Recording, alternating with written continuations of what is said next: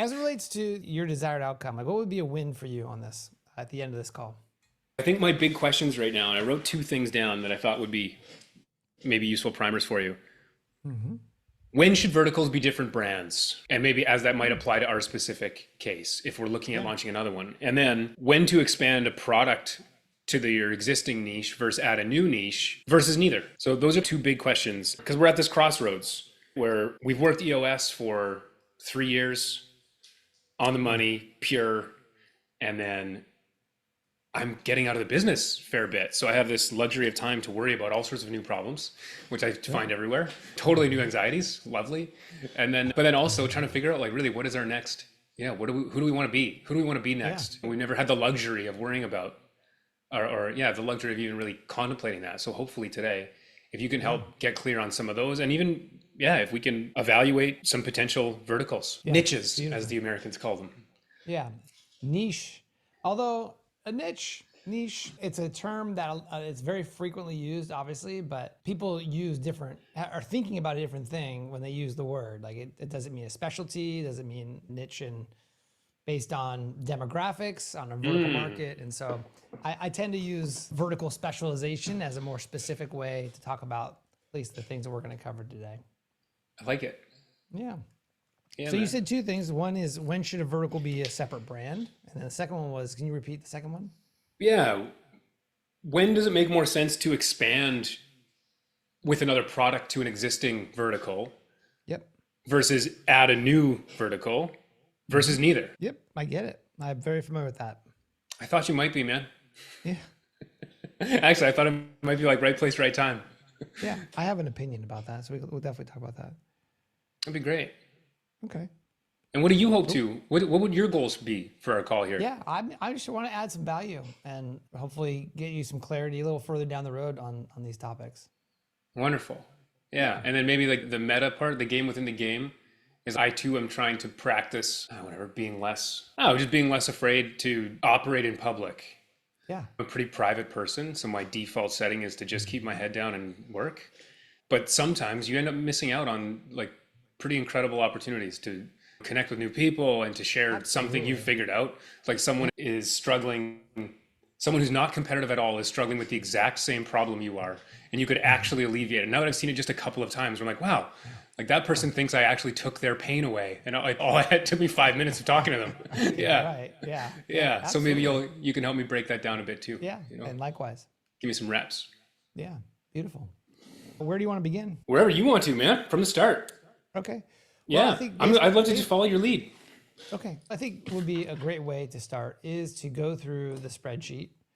Yeah. Talk through that as the basis for answering some of these questions, as well as getting you more clarity on what vertical market makes the most sense for you to have more focus on. That sounds great. Beautiful. So I just need to pull that up, what I sent you. Did you have a chance to read the article as well? I did. Beautiful. What'd you think? Well, first and foremost, I thought it was striking, like your typesetting and your formatting, and it's visually beautiful. The first thing, the first thing you notice, but more importantly, I know the words are what you're talking about. And I thought it was just good, man. It's just concise. It's nice to not have, the least concise part are the parts that were the quotes, which are other people's words because they're using them. Yeah.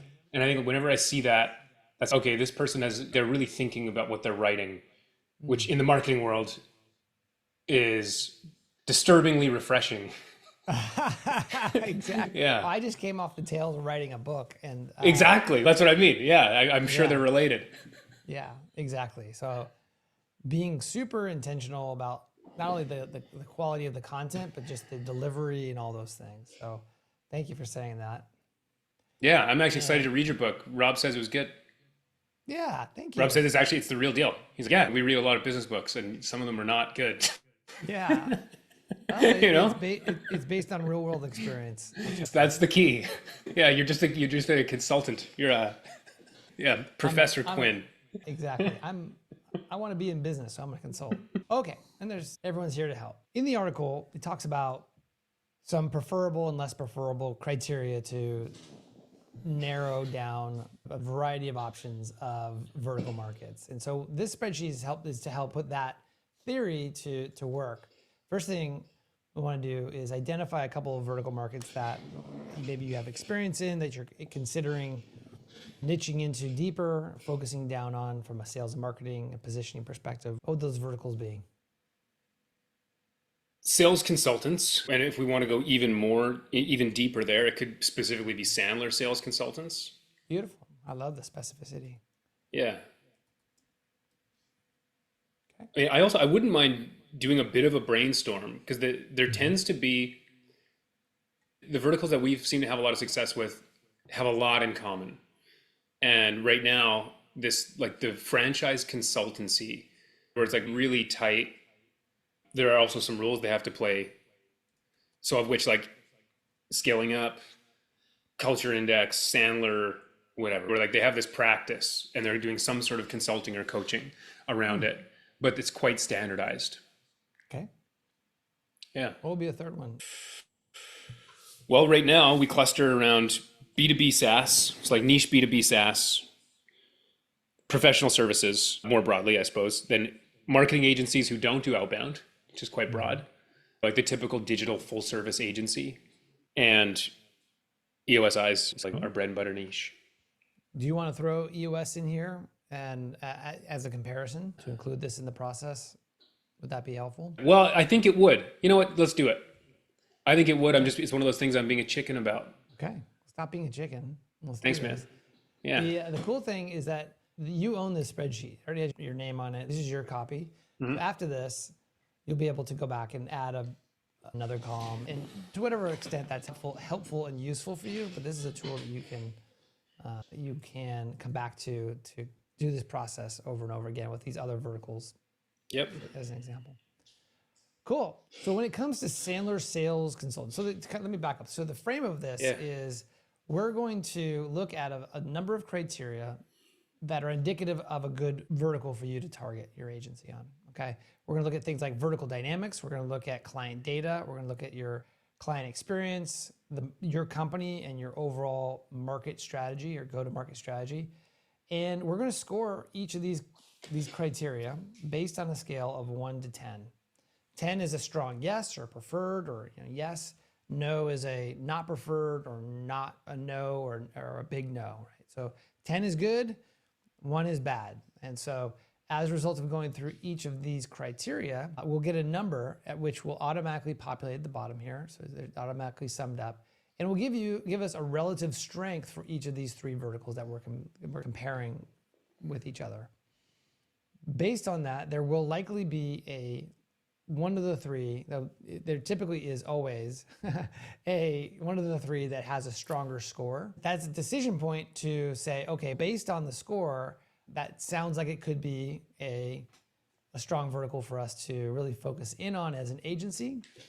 Based on that, we're going to do some more deeper research into sort of the size of the market, what's the total addressable market, and then make some assumptions about success as it relates to revenue for your agency. What's interesting is that just because it has the highest number, not everyone who goes through this process chooses the vertical that has the highest number. They choose maybe the one with the second highest number or whatnot, but they find that as a result of doing this, one or more of the verticals immediately become really clear as not a good fit. So that's a benefit as well.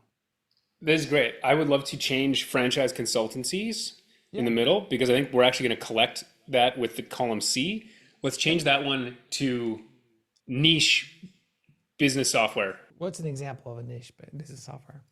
Say a tool for managing resumes. Okay. So I just call it it's like niche business. It's like niche enterprise software. It's smaller SaaS. Okay. It's all B2B. So it's like the way I think about it, and help me understand if this is helpful. Yep. Kind of like a point solution type of software. Like it does one thing really well, but a lot of different types of people could use it. Small businesses, big businesses. Or just as good, I think for this exercise, might also be creative agencies. Okay. That's actually let's do that. Because what I'm trying to highlight is I want to see some delta between them. And just when I read through this with the prep, I just love your take here on like the Socratic method. It takes so long to get so few words into a question. Yeah. And you're saying so much with these simple words, which I thought was just really cool. Yeah, awesome. Okay, so creative agencies, Sandler sales consultants, and EOS. That's him, right? Okay. Sounds good. So on average, so when it says revenue, there's more detail on this in the article, but effectively what we're looking for is, does the average business, what I mean by business is for each of these verticals, the average business that exists in this vertical, Yep. does it make on average greater than $1 million? Yeah, and I would say C and E we would qualify because they're really high margin. So gross margin, they likely have the margin of $1 million businesses, but they wouldn't have the revenue. So if they're doing $500,000, but they have 80 to 90%, GP. So let's say Sandler and EOS are like 7s, and creative agencies would probably be a 10. Okay, beautiful. Love it. Now, the next one is, does the industry have is there a community around the people who operate in this industry? Do they have insider language, jargon, insider words? I love it. This is one of the questions on our intake form when we're doing outreach for companies, because jargon in email content is, you could use one word and now it's the recipient's idea that you're an insider, that you know what you're talking about. It always goes one of two ways. Either makes you look like a complete fool, or it makes you look like a stud. Yeah. So I love it. EOS has a ton of insider knowledge, insider jargon, super tight community. Sandler likely does too, but I know less of it. So let's say 10 for EOS, 7 for Sandler, and maybe 5 for agencies. Cool. Are there associations and conferences, ideally more than one, associated with each of these? Sandler has an annual conference. It's big.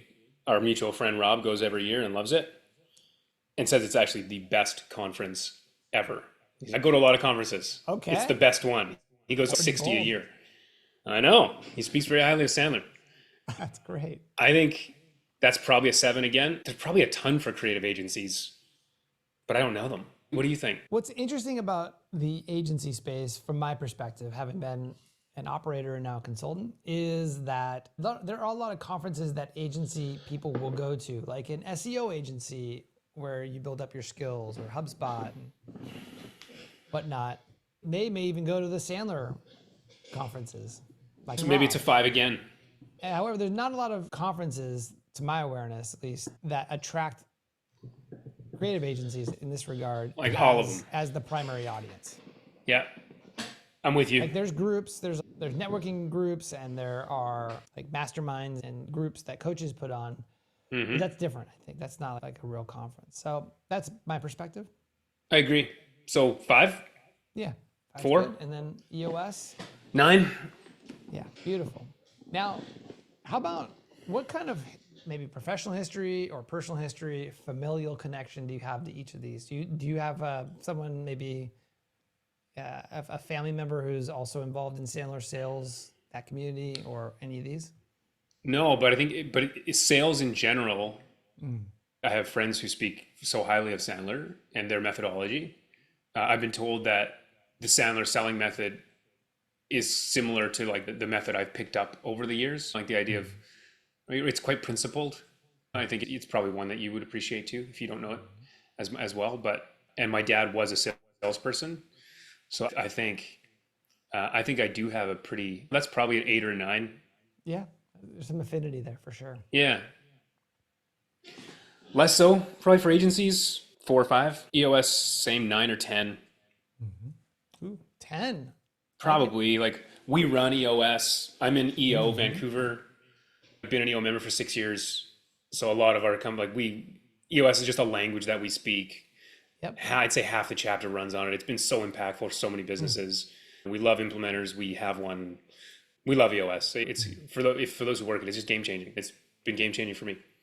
Yeah, beautiful. Okay, let's jump into the next column the next set of rows here, which is client data. This is relative to each of these 3 columns. Which one do you have the most as far as volume? Is that in terms of TAM or the ones that we have?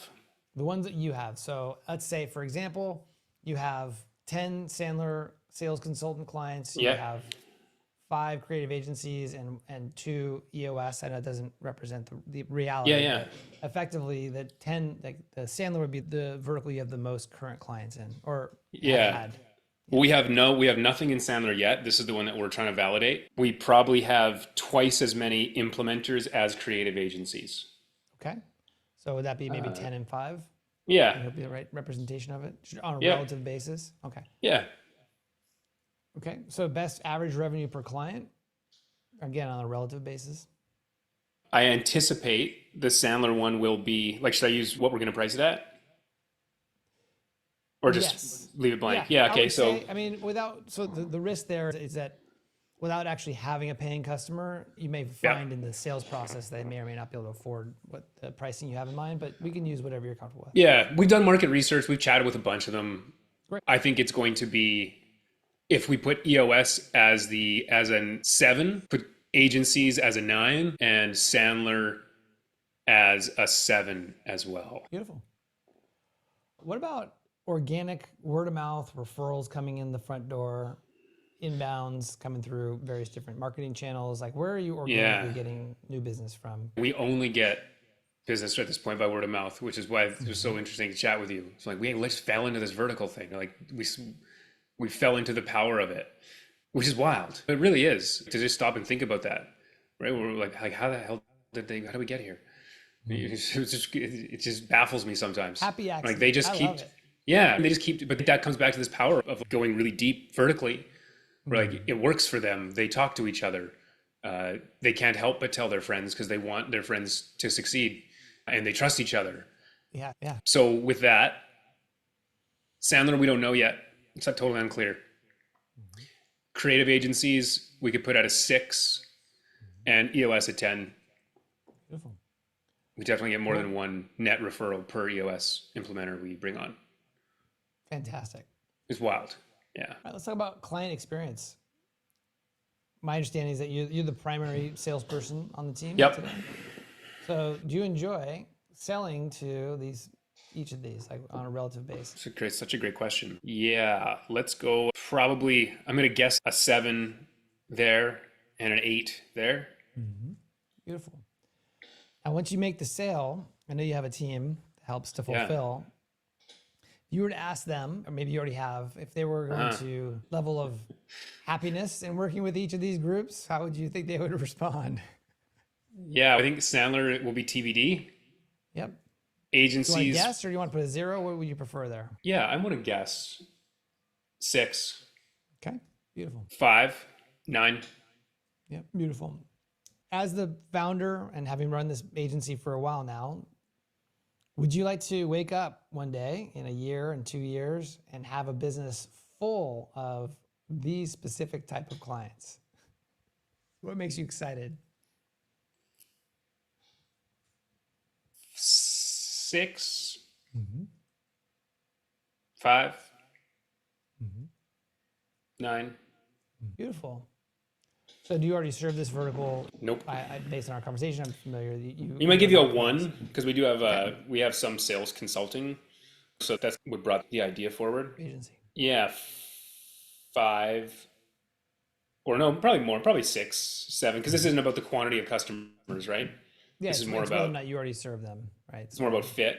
Yeah. So is it binary? Yes or no? Yeah, it's really binary. It's actually more about like, do you serve them? Yes or no? Yes. So, yeah. So Yeah. 10 and 10. Yeah. Okay. Are you good at solving the problem that they've hired you to solve? 10, 7, 10.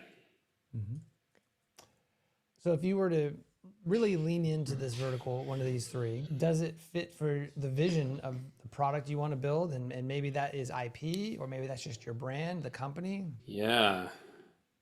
What a good question. Can you help tease that out of me a little bit? Absolutely. So some agencies want to build some IP, some software.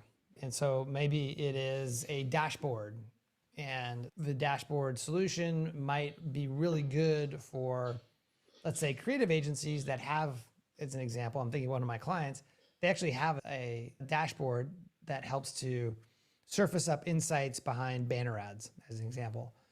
They love working with larger companies because larger companies typically have infrastructure, i.e. a marketing team who could use the software versus an SMB who maybe they're working with a founder who's busy dealing with Right. running their own business versus worrying about being able to analyze marketing data. And that's almost comes back to like the ROI based in terms of what they're reasonably going to put in is different. Yeah. Okay. Yeah. So another way, The first thing that comes to mind, the one reason we're so attracted, like we do lead gen ultimately. So where our product falls flat if our customer doesn't have a sales competency. The one thing that's about Sandler that's so beautiful is they're like, if they don't have a sales competency. Yep. So yeah, I think that works really well. That's probably a 10. Okay. Agencies are always hit or miss, right? Depends. It's founder-led sales. It can be like all over the map. So that would be highly inconsistent, but it's probably a 6, and then probably an 8 or a 9. I don't know. Maybe I'm evaluating it too firmly on that one characteristic, because ultimately, like for entrepreneurs by entrepreneurs, that kind of ethos, that's pretty tight with EOS, and that's who we are. Let me ask you a question. Do you have any desire to build any software or IP around the services you provide? Not really. We thought about it. We tested something, and we tested a software-enabled service that basically just ended up being the same amount of work for half the price. So we pulled the pin on that. I don't know if that's a common thing, a common thread you've seen when people try that for the first time. But then we just went back to being a service-enabled service where we just started doing good work again. Very common. Small, large companies can go down that road. I bet. So, cool.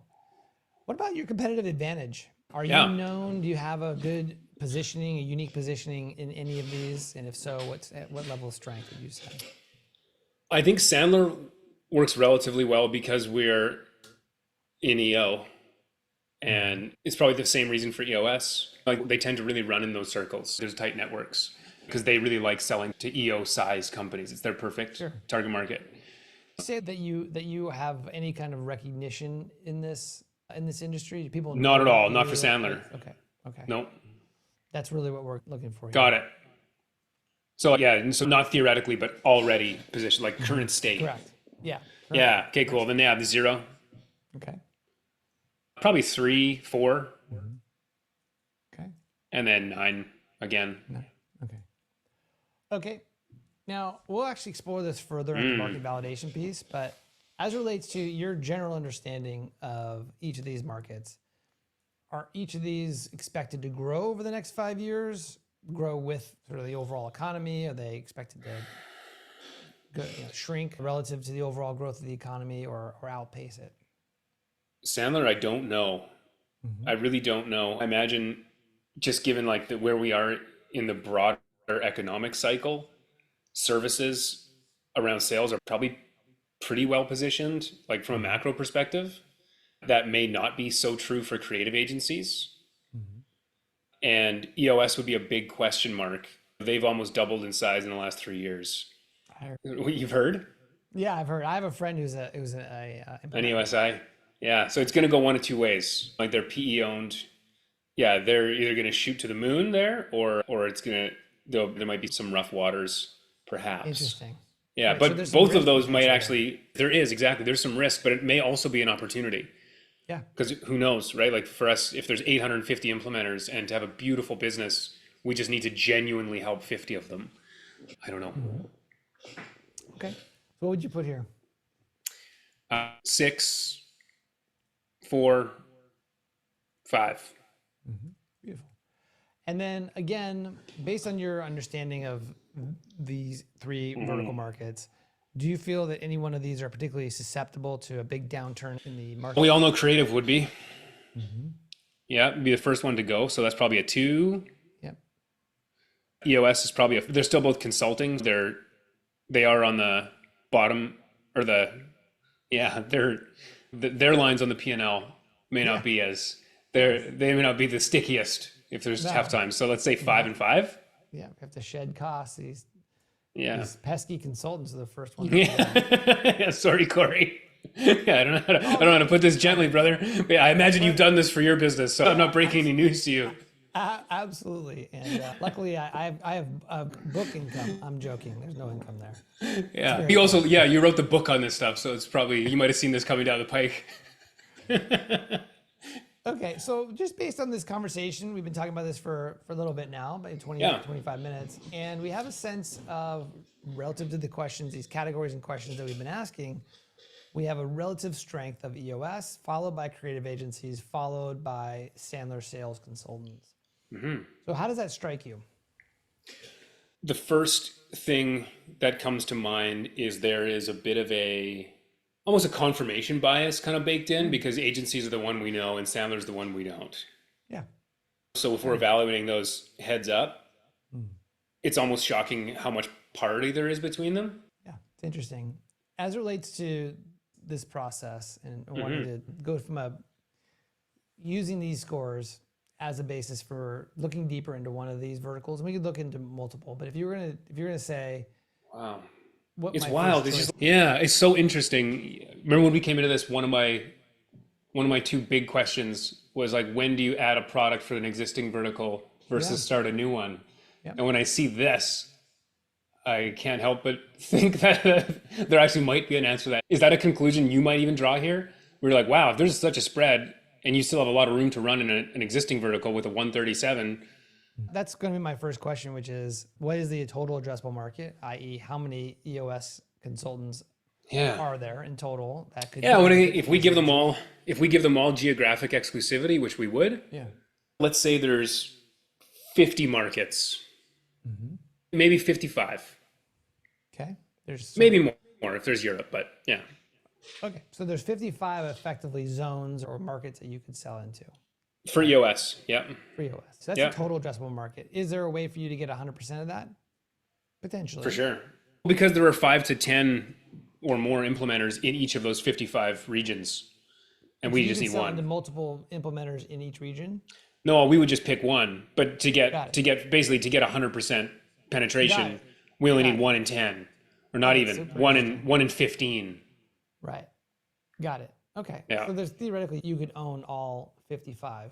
I think so. So you could have at least one client in each of the 55. Yeah.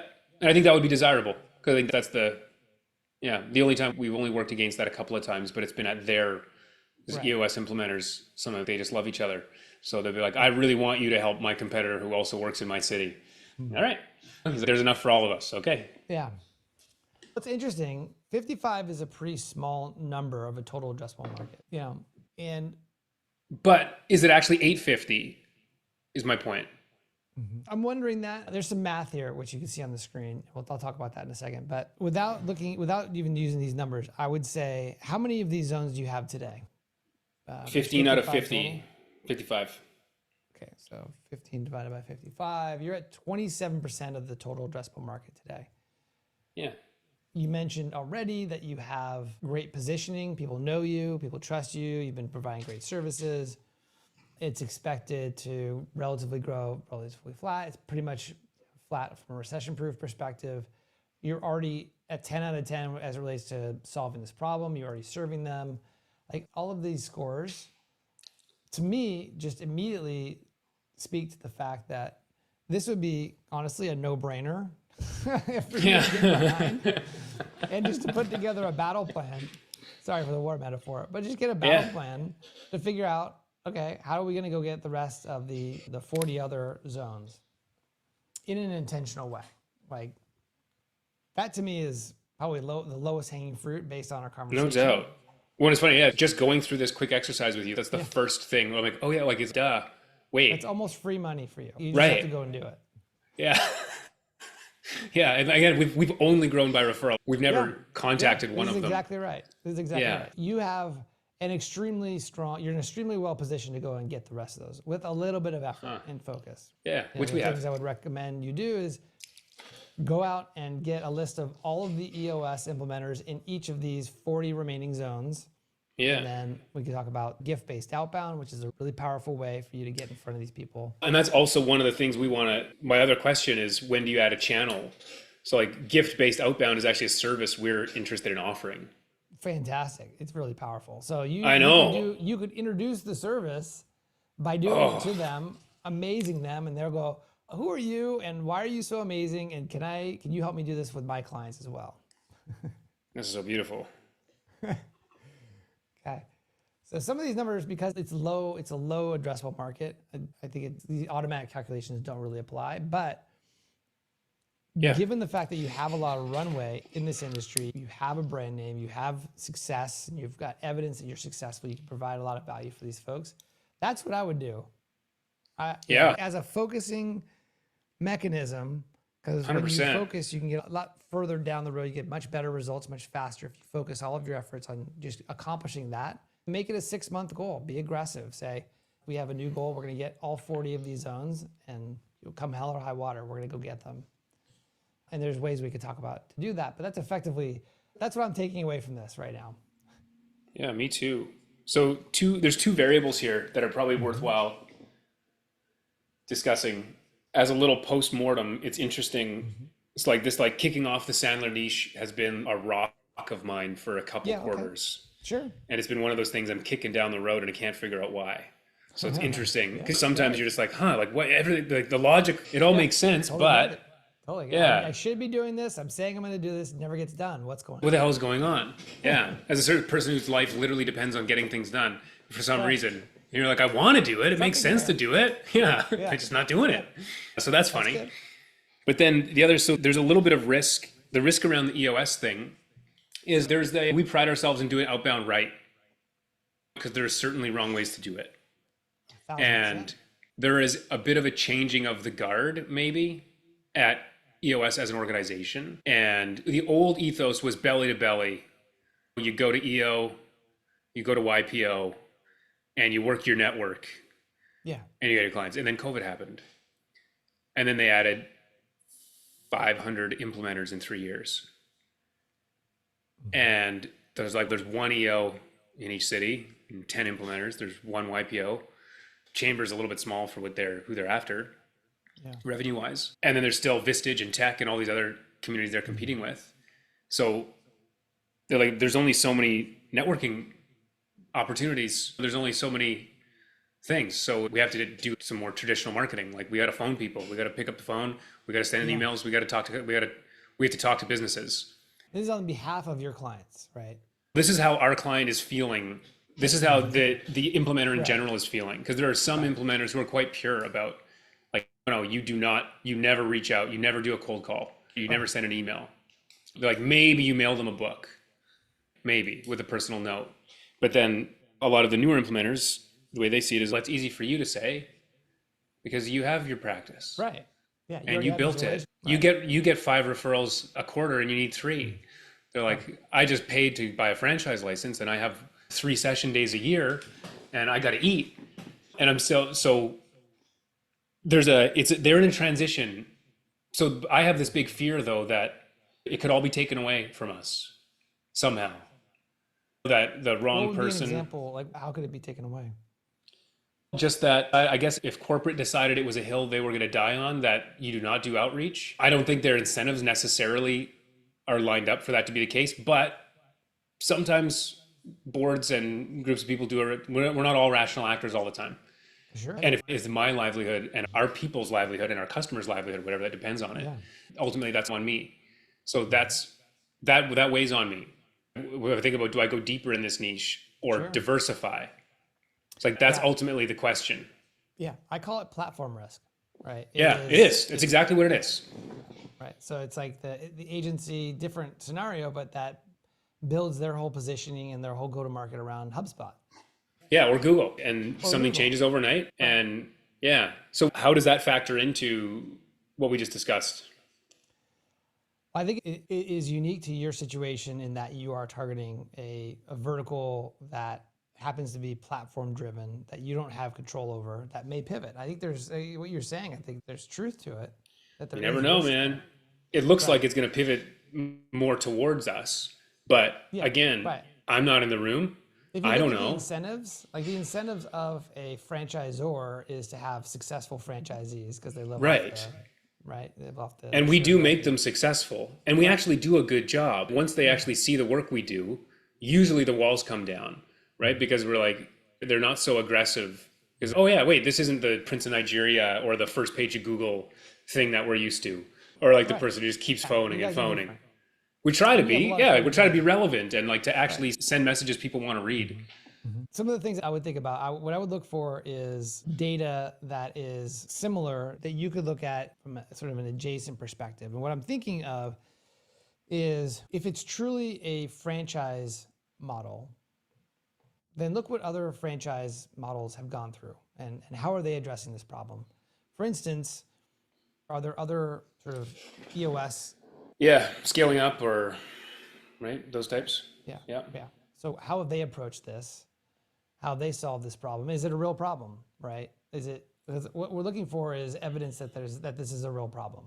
Because right now it Right. feels a little theoretical. And yeah, but when you put it like that, in terms of their incentives, it pisses off a small number of franchisees who've been around a while at the cost or at the benefit of many franchisees who are newer Right. and likely to continue paying for a long time. They want to sell more franchise locations, and they can't do that Right. if the franchisees are not successful. Yeah, and the other risk I see is, oh, they just want to do it. Like they just take it in house. They're PE owned, So they're financial. so they could just.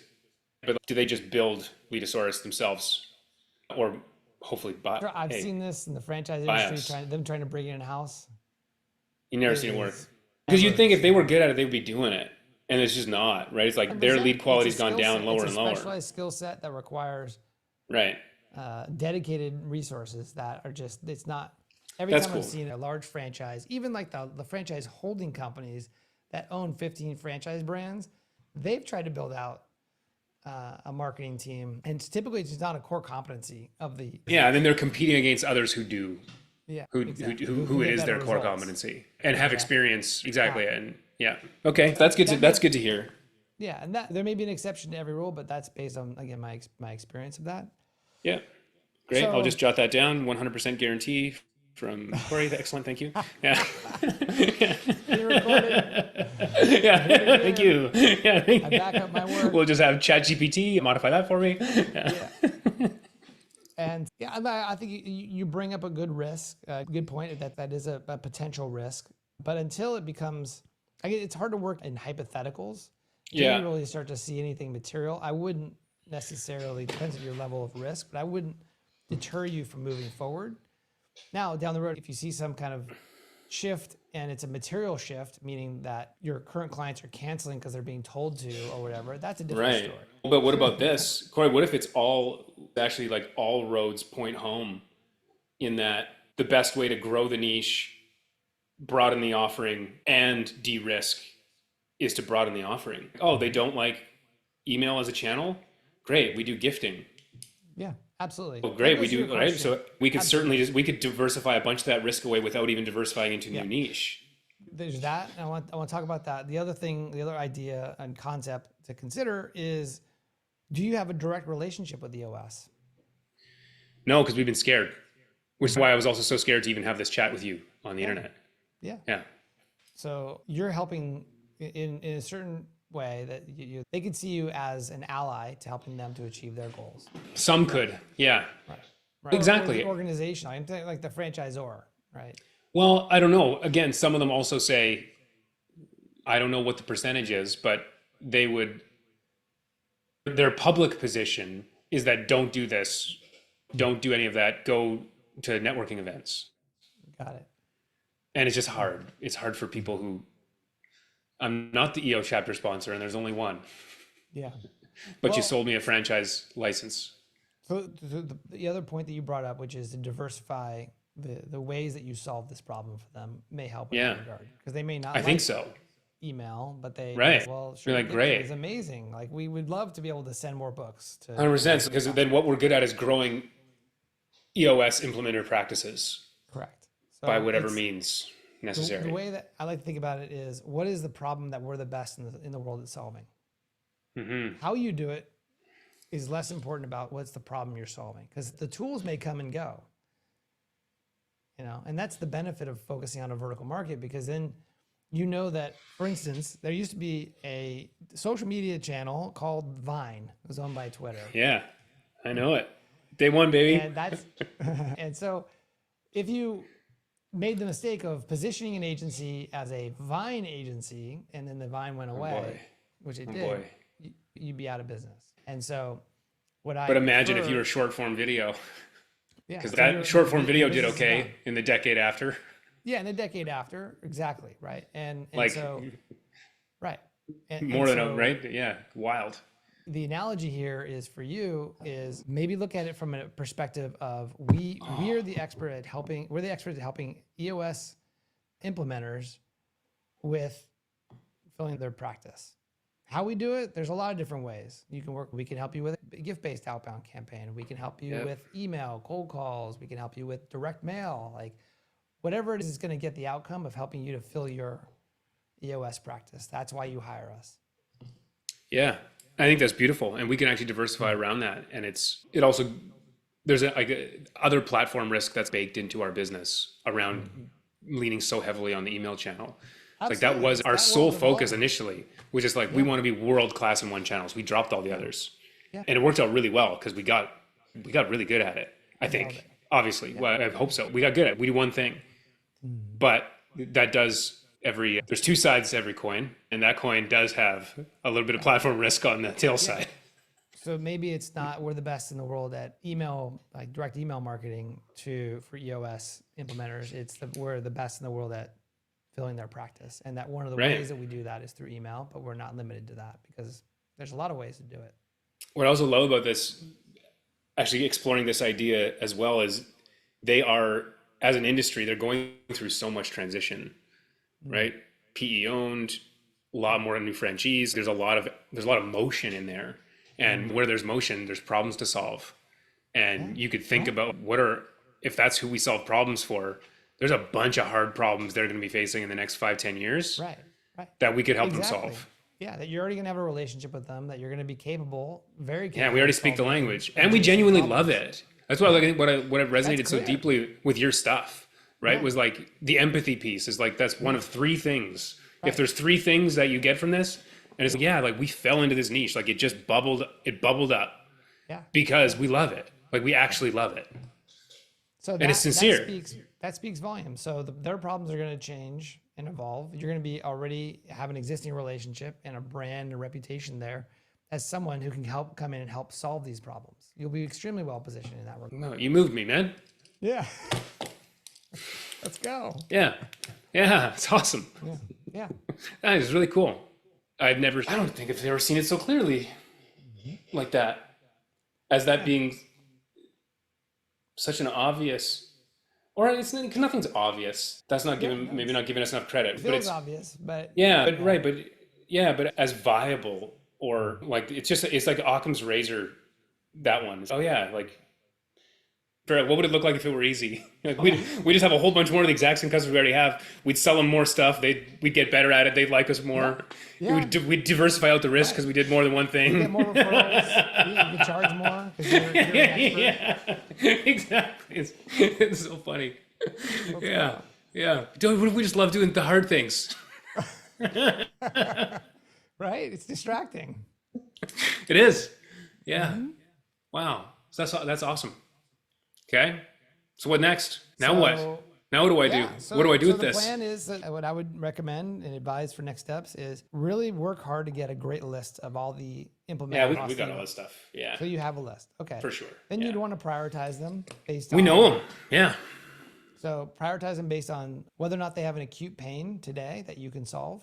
Yeah. So when we never even thought about it. It's like we could definitely look at when do they all come to us? Do they have a lot in common when we start working with them? Pain point? What's that acute pain that they're like, I have to do something? Try and find signals in the market that allow you to go, based on these 800 or whatever implementers we have on our list, what are the 20% of these 80-20? What are the 20% that have the most pain that we can identify? And that's the work we do every day. Yeah, for our clients. Just apply it. Yeah. Exactly. Just apply it to your... We just refuse to take our own medicine. Yeah. This is your opportunity. Yeah, this is my house call from Dr. Quinn again. Here we go. Okay, so this actually ties into one of my other question when I came in. The other question of the two that I had around separate brand. Because now just talking about it seems so obvious that it absolutely should be one of the 50 domains that I bought over the last 3 years to do something like this. So I think that, you could build a brand around it that much more powerful from a positioning perspective, i.e., we're the growth, EOS growth partners could be a brand. Yeah. I don't know what it is. Totally. 20clients.com. Yeah. Because they have 20 clients. Yeah. Yeah. Perfect. Amazing. You might notice that one's already purchased. Yeah. Okay. Yeah. Yeah. Good idea. Yeah. By us. Yeah. Great. So that's even further positioning and messaging and signaling, I should say, into the market that you are dedicated experts and specialists in this market, for sure. Now, down the road, once you've got these 55 zones and you have an operating business, as a founder, you mentioned as we were starting that, hey, I'm finally able to lift my head up and work on the business. That will happen again. At that point, we can revisit this spreadsheet and say, okay, now we have this business and we have a lot of momentum, and my incremental time in this space is not as valuable as starting something new or focusing on something else.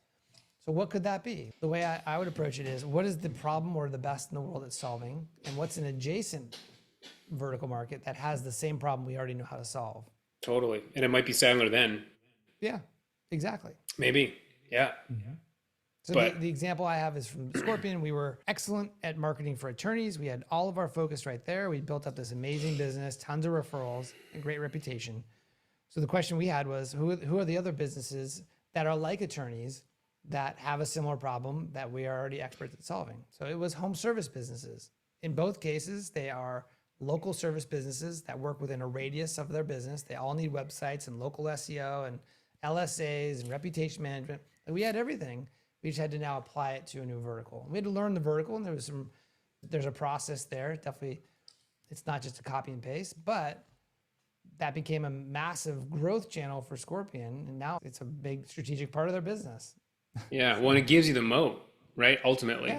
Yeah. Like, exactly. I don't know any other growth agencies who like the 20 clients example. Yeah, exactly. And it's a tremendous amount of opportunity for you right now to go out and get that. That would be you talk about rocks and. Yeah. It's like, as soon as you get off the call, here's what you're going to do. Yeah. So go get those other 50 zones. Yeah. Whatever No doubt. remaining. Make that your 100%. Yeah. And stop being afraid. You're right. Because I think what's hanging me up is this fear of, we have to diversify out of the channel or out of the platform of EOSI's implementers, rather, to use their lingo, because it could evaporate if somebody gets angry or something. But wait, what if you just diversify in the product set inside it? Yeah, that's right. And then I guess that leaves one other question around, so like leadasaurus.com, where we do EOS implementers, agencies, B2B software, other professional services, consultants. Does Leadasaurus just be a brand for all the other stuff, and we keep it as that, and then just leave it there? I wouldn't touch it. Just don't spend money, time, resources growing that. Spend your focus on the EOS business. You really would, eh? Because that's like the leverage. That's a way longer lever. Yeah, absolutely. It's an asset you built. Don't take that down. Just leave it there. It's so funny because it doesn't feel like an asset we built because we have. Well, yeah, sure, but I guess there's a way longer lever in the EOS, even though it doesn't feel like we haven't built anything around. We haven't built a brand around it. It just came. Right. Like it all just happened. But the actual brand equity of the things they say when we're not in the room, the hard thing, the thing you can't buy, we happen to have earned. So the only consideration is if Leadasaurus has a lot of brand equity, like that brand has a lot of recognition in the industry, you may want to leverage it. Yeah, for sure. Yeah, 20 clients by Leadasaurus, whatever. Yeah. But I imagine it would only be a matter of time before something else. Because again, we've never gone out. Yeah, we're almost like their best kept little secret. Right. Because we've never. There's a lot of opportunity there. You can do a lot of things. Can I ask you one more question? Yeah. There's a weird ego thing around having an agency that's grown only by referral, and if I'm going to adopt this strategy, I have to get over that. But I know there is a part of me that really likes the story, whatever meaning I attribute to it, I suppose, around being an agency that, we don't have to do any of that stuff. We don't advertise or market. Like the customers come to us because they have at this point. But that's probably why we're here and not there. And we like here, but we like there a little more by the sounds of it. I get it. And I think it's something to be really proud about. The challenge is that by depending on referrals only, you're limiting your growth potential. And what I mean by growth potential is your ability to help more other businesses with the skill set and the special offering and the value you create for them. Okay, I'm gonna do a quick drawing to give you a sense of this. So there's something called the zone of indifference. Have I shared that with you? No. Okay, so if you take a normal distribution curve, and these are the EOS implementers for this example. Yeah. And this is, I'd say, their level of happiness with their current solution as it relates to growth, okay? You have on the one end, you have these two ends, these long tails. You have people over here who are very happy. And they're not gonna come be a client of Leadosaurus. It's never gonna happen, right? Because maybe they're the belly-to-belly guys or whatever. They're never gonna come over. Then you're gonna have the folks who are very unhappy, and these are the people who are getting referred into you because they're not happy with whatever they're doing, right? They have an acute pain point and they're trying to solve it. They're asking maybe their colleagues, other EOS colleagues, who do you guys work with? I need help in this area. I'm just not getting anything. These are the people who are already coming. These are the referrals and inbounds, right? These are the people who are coming to you already. You've already nailed this. This is your current sort of workflow. But the majority of the business, the majority of the market, this is 80% typically, based on research, 80% are in what I call the zone of indifference. And I'll describe what that means. My wife has the iPhone 11, I believe it is. And it's slow, it crashes, but it has all of her photos on it, right? So it's annoying, but she doesn't want to change it. It's not that annoying.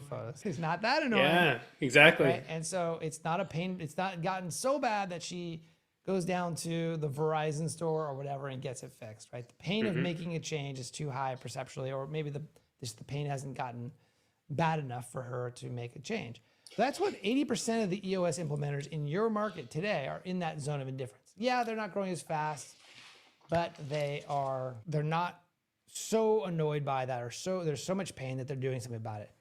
That's what you do, what you get. And you're an outbound guy, so you know this, right? This is going into the market and identifying, right, the 80% of people that if you got on a call with them, if you had an appointment with them, you could help to identify that this is truly a pain point that they should be paying attention to. You could amplify the pain to the point of, God, you're right, I do need to make a change, and wow, you have a great solution. It sounds so easy, like where do I start? That's the opportunity for you. And that's where, with a load of proactive energy and focus into this market, you're gonna be able to, in a very short period of time, my perspective is, that you'll be able to, given your position, you'll be able to impact a lot more businesses' lives. Yeah. 100%. I can even think about how much better we can make the product if we're just, you're gonna have more data, you have more reps. And we're just building it for one person, man. Like, and they're so tight. Like, we're building it for one person. And beautiful. Right now, our product is whatever. It's a spider with 8 feet and 8 canoes. Whatever comes in the door, we'll do it. It still is pretty good because it's not that. Like, we actually, but like we've been so diligent about that. But it still is. We have 3 to 4 clusters, and especially now as the business has matured, where it's really hard to make product changes. It's really hard to take any risk around product changes because we're like, what we have is working. Everybody's happy. Yeah. I think it's like we can't be leaders almost because we're like, who are we? It feels like a big risk. Yeah. Because, right? We're like, everybody's happy, but there's no way that all 4 of them are as happy as they could be because we haven't built it for any one of them. This is your opportunity to build something remarkable. Amazing. Yeah, I can just think of so many different product offerings. And different ways we can even just change the existing product. Here's how you start. You know how to do this, but how I would advise a client. I want to know how you tell me to do that. Yeah. Yeah. I would schedule appointments with 5 of my EOS clients and saying, great, we're solving this problem. What else is going on in your business? What are the big pain points? Amazing. I know 2 or 3 of them have told us things that we've said no to. Exactly. What if you could totally solve that for them? Talk to them. Yeah. There's even some of them that we made them solve the problem on their own because we're like, we're just really focused. We want to do this thing. They're like, we'll pay you money. Yeah, we're going to get it. Not email, I can't do it. Yeah, exactly. Well, and the sad thing is that actually wasn't our kind of email. it was just a different kind of email. Yeah. How do you think about that broadly? Like the first few years of an agency, when you start out, having the discipline, obviously the discipline to be the agency that isn't everything to everyone, and instead to be really focused, there's so much value in that. And I think largely it's what we owe whatever amount of success we've had, we probably owe to that. What are your thoughts about that? Like, how do you balance that and when? And Yeah. I think it's a very rare situation where someone has a background that gives them the clarity of what kind of agency to focus their business on, right? To what kind of industry. So for example, I've interviewed folks who were in the pharmaceutical industry. They worked in the industry. They decided they no longer wanted to be in that industry, working for a large pharmaceutical like a Merck or one of these. But they wanted to start an agency targeting pharmaceuticals because they understood that business. That was a no-brainer. But that is an exception. The majority of these agency founders will get into business and start saying yes to anyone and everyone just so they can get into business and they can build something and be an entrepreneur. And that's the typical way. The interesting position that you're in is that this isn't theoretical. You have client data, you have client relationships, you have client wins and losses and all these things that you can make a very high quality decision because you have the diversity of experiences as an agency owner. Yeah, big time. And so you can make a really high quality decision on the future of your business because you have the data. It's much harder to do that based on theory and just, hey, I'm starting out, maybe I'll go after dentists. I think I like them and all that stuff. So it's much more difficult. And so in that regard, I prefer the idea and the approach of, just get into business, get some reps. And let it find you what you're good at the start.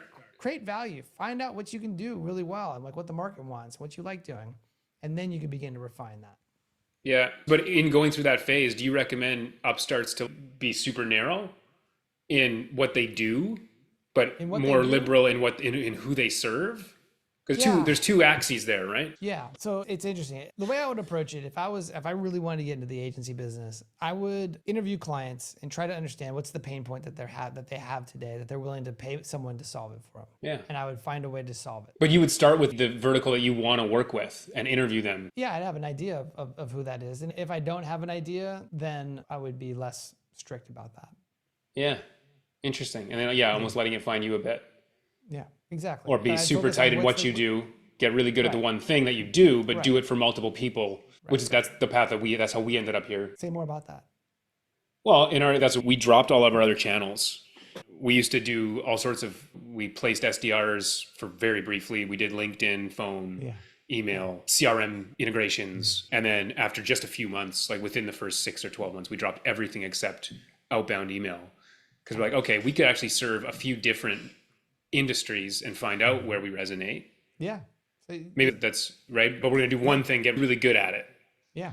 And then, EOS found us, agencies found us, these kind of professional services found us. So you got into service, you were solving a pain point around lead gen, and you tried a bunch of different channels. You identified a channel that you were really good at, that you felt like that this is something that we could really be excellent at. And you leaned into that and you diversified who you worked with. And as a result of that, now you're focusing in on a vertical market.